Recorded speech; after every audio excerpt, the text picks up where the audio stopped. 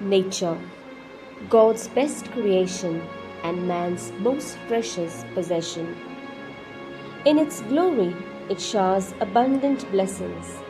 In its wrath, its destruction knows no bound. Man has always been affected by nature, be it feelings of awe, fear, respect, or spirituality. Every aspect of nature has astounded man. Since eternity, man has strived to understand its processes and found some success. What still remains man's greatest challenge, if not failure, is his inability to control the fury of nature. Nature is most patient, but when it unleashes, it knows no mercy.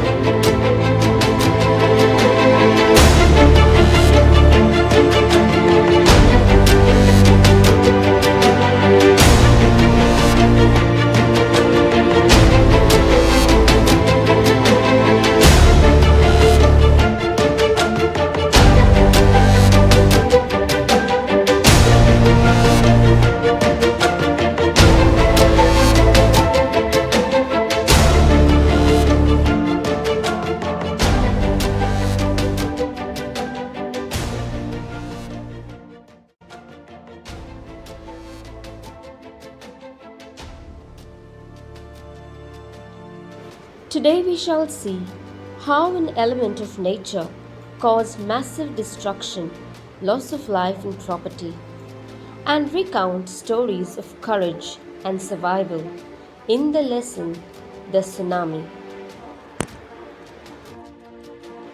A tsunami is a very large and powerful wave caused by earthquakes under the sea. On December 26, 2004, a tsunami hit Thailand and parts of India, such as the Andaman and Nicobar Islands and the Tamil Nadu coast. Here are some stories of courage and survival. Did animals sense that a tsunami was coming? Some stories suggest that they did. Take a good look at the map of the Andaman and Nicobar Islands. These stories are all from the Andaman and Nicobar archipelago. Ignatius was the manager of a cooperative society in Kachal. His wife woke him up at 6 a.m. because she felt an earthquake. Ignatius carefully took his television set off its table and put it down on the ground so that it would not fall and break. Then the family rushed out of the house. When the tremors stopped, they saw the sea rising. In the chaos and confusion, two of his children caught hold of the hands of their mother's father and mother's brother and rushed in the opposite direction. He never saw them again. His wife was also swept away. Only 3 other children who came with him were saved. Sanjeev was a policeman serving in the Kachal island of the Nicobar group of islands. He somehow managed to save himself, his wife, and his baby daughter from the waves. But then he heard cries for help from the wife of John, the guest house cook. Sanjeev jumped into the water to rescue her, but they both were swept away.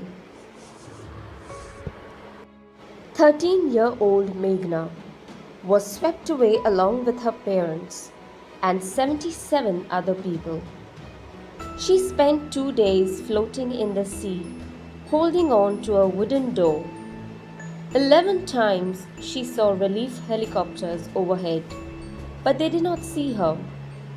She was brought to the shore by a wave and was found walking on the seashore in a daze.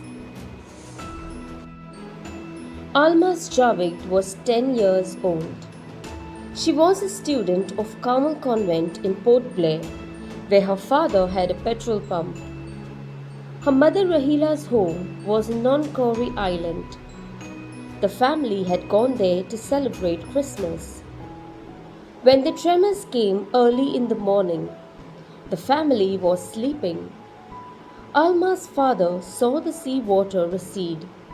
He understood that the water would come rushing back with great force. He woke everyone up and tried to rush them to a safer place. As they ran, her grandfather was hit on the head by something and he fell down. Her father rushed to help him. Then came the first giant wave that swept both of them away. Alma's mother and aunts stood clinging to the leaves of a coconut tree, calling out to her. A wave uprooted the tree and they too were washed away. Alma saw a log of wood floating. She climbed onto it, then she fainted. When she woke up, she was in a hospital in Kamota. From there, she was brought to Port Blair. The little girl does not want to talk about the incident with anyone. She is still traumatized. Let us take a look at the first comprehension check. Say whether the following statements are true or false. First one, Ignatius lost his wife, 2 children, his father-in-law, and his brother-in-law in the tsunami. Sanjeev made it to safety after the tsunami. Meghna was saved by a relief helicopter. Alma's father realized that a tsunami was going to hit the island.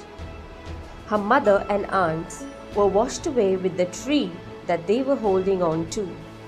Tilly Smith, a British schoolgirl. She was able to save many lives when the tsunami struck Phuket Beach in Thailand. Though she had won a number of awards, her parents have not allowed their daughter to be interviewed on television and made into a heroine. Why do you think they took that decision? Now here is a story from Thailand. The Smith family from southeast England was celebrating Christmas at a beach resort in southern Thailand. Tilly Smith was a 10-year-old schoolgirl. Her sister was 7 years old. Their parents were Penny and Colin Smith. It was 26 December 2004. Deadly tsunami waves were already on their way. They had been triggered by a massive earthquake off northern Sumatra earlier that morning. The water was swelling and kept coming in, Penny Smith remembered. The beach was getting smaller and smaller. I didn't know what was happening. But Tilly Smith sensed that something was wrong. Her mind kept going back to a geography lesson she had taken in England just 2 weeks before she flew out to Thailand with her family. Tilly saw the sea slowly rise and start to foam, bubble, and form whirlpools. She remembered that she had seen this in class in a video of a tsunami that had hit the Hawaiian Islands in 1946. Her geography teacher had shown her class the video and told them that tsunamis can be caused by earthquakes, volcanoes, and landslides. Tilly started to scream at her family to get off the beach. She talked about an earthquake under the sea. She got more and more hysterical, said her mother, Penny. I didn't know what a tsunami was, but seeing my daughter so frightened, I thought something serious must be going on. Tilly's parents took her and her sister away from the beach to the swimming pool at the hotel. A number of other tourists also left the beach with them. Then it was as if the entire sea had come out after them. I was screaming, "Run!" The family took refuge in the third floor of the hotel. The building withstood the surge of 3 tsunami waves. If they had stayed on the beach, they would not have been alive. The Smiths later met other tourists who had lost entire families. Thanks to Tilly and her geography lesson, they had been forewarned. Tilly went back to her school in England and told her classmates her terrifying tale.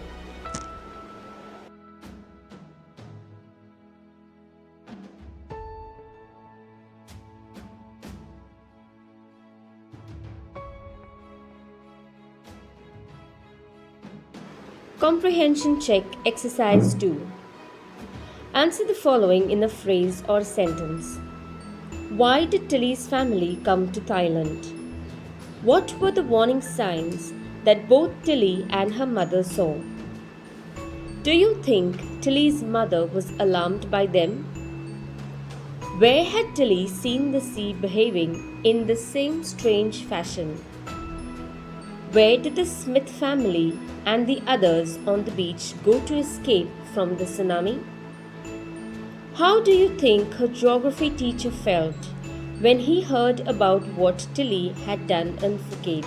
Before the giant waves slammed into the coast in India and Sri Lanka, wild and domestic animals seemed to know what was about to happen.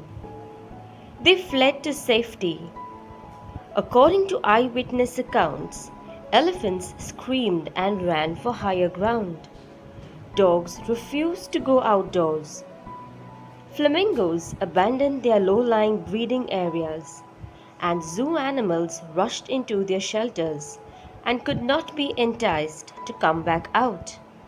Many people believe that animals possess a sixth sense and know when the earth is going to shake. Some experts believe that animals' more acute hearing helps them to hear or feel the earth's vibration. They can sense an approaching disaster long before humans realize what's going on. We cannot be sure whether animals have a sixth sense or not, but the fact is that the giant waves that rolled through the Indian Ocean killed more than 150,000 people in a dozen countries, but not many animals have been reported dead. Along India's Cuddalore coast, where thousands of people perished, buffaloes, goats, and dogs were found unharmed. The Yala National Park in Sri Lanka is home to a variety of animals, including elephants, leopards, and 130 species of birds. 60 visitors were washed away from the Patanangala beach inside the park, but no animal carcasses were found, except for 2 water buffaloes. About an hour before the tsunami hit, people at Yala National Park had observed 3 elephants running away from the Patanangala beach. A Sri Lankan gentleman who lives on the coast near Gale said his 2 dogs would not go for their daily run on the beach. They are usually excited to go on this outing, he said. But on that day they refused to go and most probably saved his life. Comprehension check.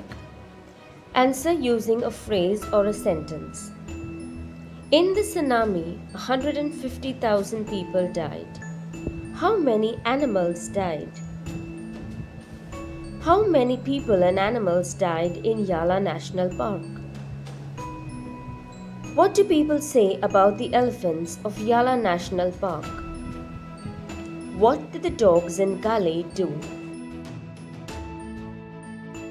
In the aftermath of the tsunami, several rescue operations and outreach programs were conducted by various parts of the world. Take a look at one of them. We watched the news and bang, there it was.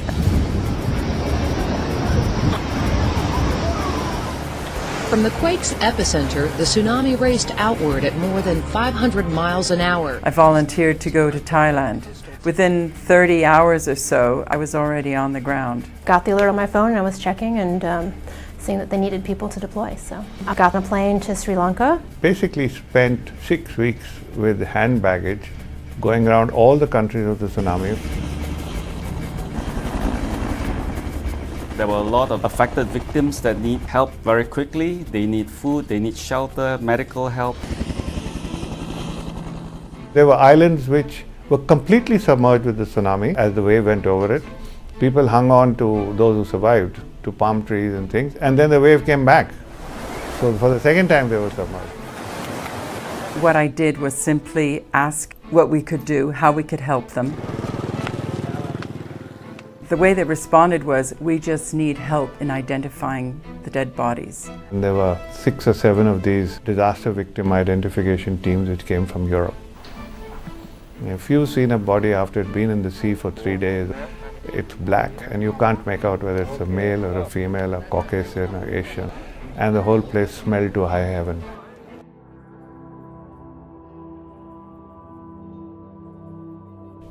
I had never witnessed anything so horrifying in my life. Sri Lanka was a very different thing because 1/3 of the island was controlled by the Tamil Tigers at that point in time. And essentially what we were doing was negotiating between the Tamil Tigers and the government of Sri Lanka to allow humanitarian supplies to go overland, because that is the only way to reach northeast Sri Lanka. I remember the UN country team was very generous in providing us equipment and matching us up with volunteers of people that had projects in the region. Having a firefighting background, no two fires are alike. But one thing is certain, UNDEC has to respond rapidly and hit the road running, support the governments, as well as the huge influx of international teams.